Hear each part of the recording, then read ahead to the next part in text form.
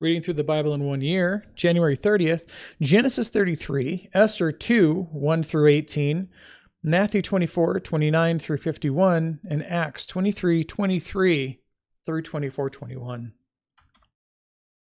And Jacob lifted up his eyes and looked, and behold, Esau was coming, and 400 men with him. So he divided the children among Leah and Rachel and the 2 female servants, and he put the servants with their children in front, then Leah with her children, then Rachel, and Joseph last of all. He himself went on before them, bowing himself to the ground 7 times until he came near to his brother. But Esau ran to meet him and embraced him and fell on his neck and kissed him. And they wept. And when Esau lifted up his eyes and saw the women and children, he said, "Who are these with you?" Jacob said, "The children whom God has graciously given your servant." Then the servants drew near, they and their children, and bowed down. Leah likewise and her children drew near and bowed down. And last, Joseph and Rachel drew near, and they bowed down. Esau said, "What do you mean by all this company that I met?" And Jacob answered, "To find favor in the sight of my Lord." But Esau said, "I have enough, my brother. Keep what you have for yourself." Jacob said, "No, please. If I have found favor in your sight, then accept the present from my hand." Again, he still feels bad for what he did. Even though it was by God's command and it was done on purpose, but he still feels bad for it. So that's what he's doing now. He's repenting to him. He's entreating his favor, as we'll read later in Proverbs. Okay, let me see. For I have seen your face, which is like seeing the face of God, and you have accepted me. Please accept my blessing that it is brought to you. Because God has dealt graciously with me, and because I have enough. Thus he urged him, and he took it. Then Esau said, "Let us journey on our way, and I will go ahead of you." But Jacob said to him, "My Lord knows that the children are frail, and that the nursing flocks and the herds are a care to me. If they are driven hard for one day, the flocks will die. Let my Lord pass on ahead of his servant, and I will lead on slowly at the pace of the livestock that are ahead of me, and at the pace of the children, until I come to my Lord and seer." So Esau said, "Let me leave with you some of the people who are with me." But he said, "What need is there? Let me find favor in the sight of my Lord."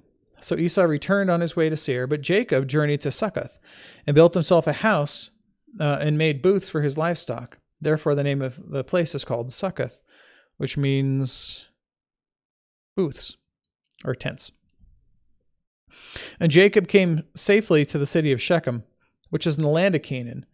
On his way from Paddan Aram, he camped before the city, and before the sons of Hamor, Shechem's father, he bought for 100 pieces of money the piece of land on which he had pitched his tent. And there he erected an altar and called it El Elohe Israel, which means God, the God of Israel. Esther 2, 1 through 18. After all these things, when the anger of King Ahasuerus had abated, he remembered Vashti, what she had done, and what had been decreed against her.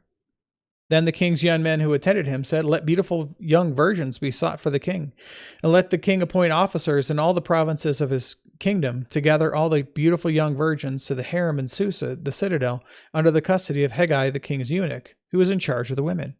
Let their cosmetics be given to them, and let the young woman who pleases the king be queen instead of Vashti." And this pleased the king, and he did so.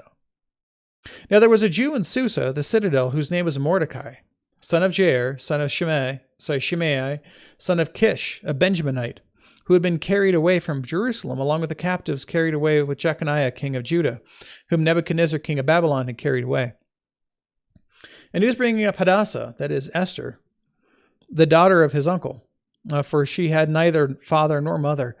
The young woman had a beautiful figure and was lovely to look at. And when her father and mother died, Mordecai took her as his own daughter. So when the king's order and edict were proclaimed, and when many young women were gathered in Susa, the citadel, in custody of Hegai, Esther also was taken into the king's palace and put in the custody of Hegai, who had charge of the women. And the young woman pleased him, won his favor. And he quickly provided her with cosmetics and her portion of food, and with 7 chosen young women from the king's palace, and advanced her and her young women to the best place in the harem. Esther had not made known her people or her kindred, for Mordecai had commanded her not to make it known. And every day Mordecai walked in front of the court of the harem to learn how Esther was and what was happening to her. Now, when the term came for each young woman to go into King Ahasuerus, being 12 months after, after being 12 months under the regulations for the women, whatever the regulations were, since this was a regular period for their beautifying, 6 months with oil of myrrh and 6 months with spices and ointments for the women, so like a marinade.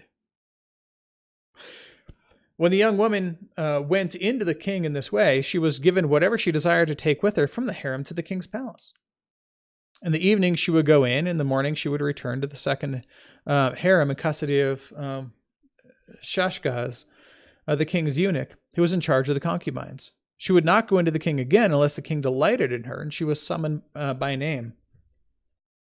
When the turn came for Esther, the daughter of Abihail, the uncle of Mordecai, who had taken her as his own daughter to go into the king, she asked for nothing except what Hegai, the king's eunuch, who had charge of the women, advised. Now Esther was winning favor in the eyes of all who saw her. And when Esther was taken into King Ahasuerus, into his royal palace in the 10th month, which is the month of Tebeth, in the 7th year of his reign, the king loved Esther more than all the women, and she won grace and favor in his sight more than all the virgins, so that he set his royal crown on her head and made her queen instead of Vashti. Then the king gave a great feast for all his officials and servants. It was Esther's feast. He also granted a remission of taxes to the provinces and gave gifts of royal generosity. Matthew 24. Immediately after the tribulation in those days, again, this is Jesus explaining the things that are going to happen in the end times, right? So immediately after the tribulation, the sun will be darkened, and the moon will not give its light, and the stars will fall from heaven, and the powers of the heavens will be shaken. Then will appear in heaven the sign of the Son of Man, and then all the tribes of the earth will mourn, and they will see the Son of Man coming on the clouds of heaven. Now, that's not saying clouds or special clouds from heaven. The clouds of heaven mean tons of people coming with, so it appears like clouds. With power and great glory. It's great glory, not Greg Laurie. Totally different thing. And he will send out his angels with a loud trumpet call, and they will gather his elect from the four winds. Four winds meaning just, the four corners of the earth, or the four directions of the earth, from all over, from one end of heaven to the other. From the fig tree learn its lesson.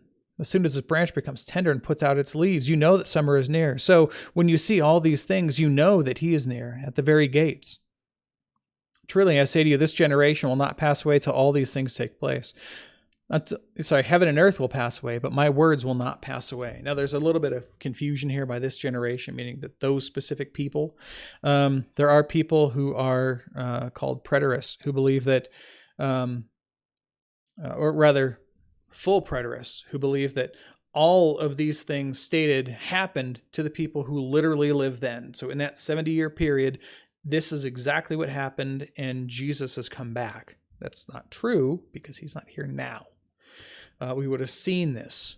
This is something you would not miss. The stars falling from heaven, that the sun and the moon refusing to give their light, this kind of thing. So what's meant instead is that this generation, meaning the generation of the church, or the age of the church, as we call it. All right. But concerning that day and hour, no one knows. Not even the angels of heaven, nor the Son, but the Father only. For as were the days of Noah, so will be the coming of the Son of Man. For as in those days, before the flood, they were eating and drinking, marrying and giving in marriage, until the day when Noah entered the ark, and they were unaware until the flood came and swept them all away. So will the coming of the Son of Man be. When two men will be left in the field, then two men will be in the field, one will be taken, one left. Two women will be grinding at the mill, one will be taken, another left. Therefore stay awake, for you do not know on what day your Lord is coming. But know this, that if the master of the house had known in what part of the night the thief was coming, he would have stayed awake and would have not let his house be broken into. Therefore you must be ready, for the Son of Man is coming at an hour you do not expect. Quick note here. I know that there's a lot of left behindism people who, believe that, if you're left behind, then you're part of the bad. No.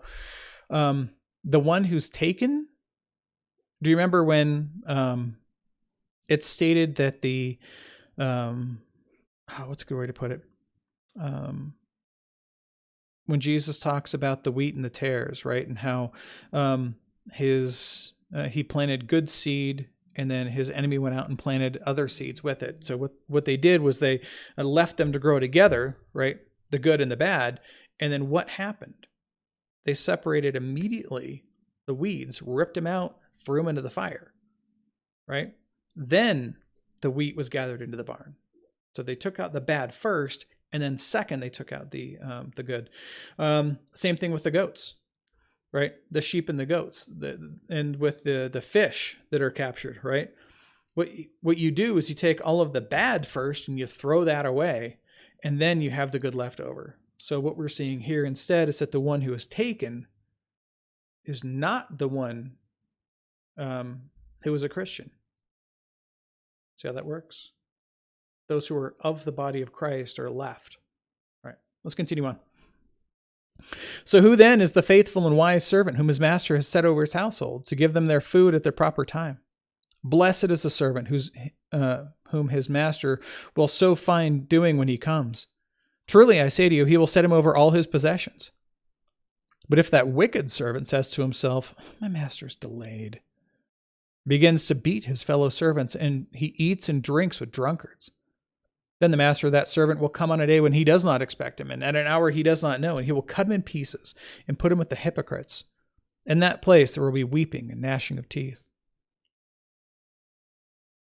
Let's go to Acts. So this is right after they had, and we can see a little map here of the journey.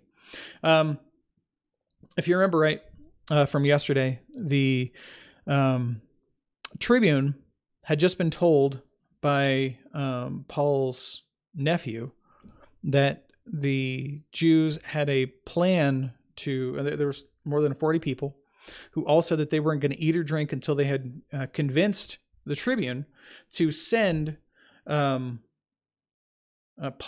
so that they could examine him more closely, and they were going to murder him on the way, right? So his response to Paul's nephew is, tell no one that you have informed me of these things. Immediately after this, he called for 2 of the centurions and said, get ready 200 soldiers with 70 horsemen, and bring 2 spearmen, and go as far as Caesarea in the 3rd hour of the night. Also provide mounts for Paul to ride and bring him safely to Felix the governor. And he wrote a letter to this effect. Now remember the order, because what's said here isn't exactly in that order. It's kind of funny. Claudius Lysias, to his excellency, the governor Felix, greetings. This man was seized by the Jews and was about to be killed by them when I came upon them with the soldiers and rescued him, having learned that he was a Roman citizen. Did he rescue him, then learn he was a Roman citizen? Yes. Is that the exact order? No. Still funny. And desiring to know the charge for which they were accusing him, I brought him down to their council, and I found that he was being accused about questions of their law, but charged with nothing deserving death or imprisonment. When it was disclosed to me that there would be a plot against the man, I sent him to you at once, ordering his accusers to state before you what they have against him. So the soldiers, according to their instructions, took Paul and brought him by night to Antipatris, which, again, we can see here. By night, they took him from Jerusalem up to Antipatris, right? And on the next day, they returned to the barracks, letting the horsemen go on with them. And when they had come to Caesarea and delivered the letter to the governor, they presented Paul also before him. On reading the letter, he asked what province he was from. When he learned he was from Cilicia, I lost my spot. There we go. He said, I will give you a hearing when your accusers arrive. And he commanded him to be guarded in Herod's praetorium. Not exactly a bad place to be held. Just saying. And after 5 days, the high priest Ananias came down with some elders and a spokesman, one Tertullus, and they laid before the governor the case against Paul. When he had been summoned, Tertullus began to accuse him, saying, since through you we enjoy much peace, and by your foresight, most excellent Felix, reforms are being made for this nation. In every way and everywhere, we accept this with all gratitude. But to detain you no further, I beg you in your kindness to hear us briefly. For we have found this man a plague, one who stirs up riots among all the Jews throughout the world, and is a ringleader of a sect of the Nazarenes. He even tried to profane the temple, but we seized him.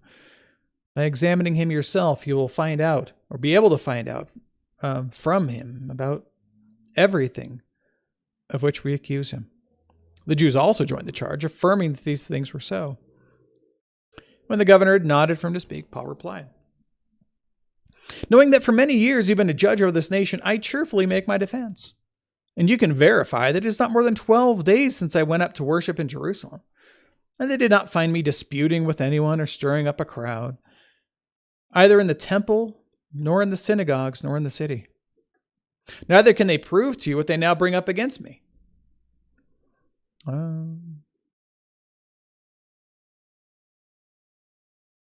"But this I confess to you. According to the way which they call a sect, I worship the God of our fathers, believing everything laid down by the law and written in the prophets, having a hope in God, which these men themselves accept, that there will be a resurrection of both the just and the unjust. So I always take pains to have a clear conscience toward both God and man. Now, after several years, I came to bring alms to my nation and to present offerings. While I was doing this, they found me purified in the temple, without any crowd or tumult. But some Jews from Asia, they ought to be here before you to make an accusation, should they have anything against me. Or else let these men themselves say what wrongdoing they found when I stood before the council. Other than this one thing, that I cried out while standing among them, it is with respect to the resurrection of the dead that I am on trial before you this day. Behold, the word of the Lord.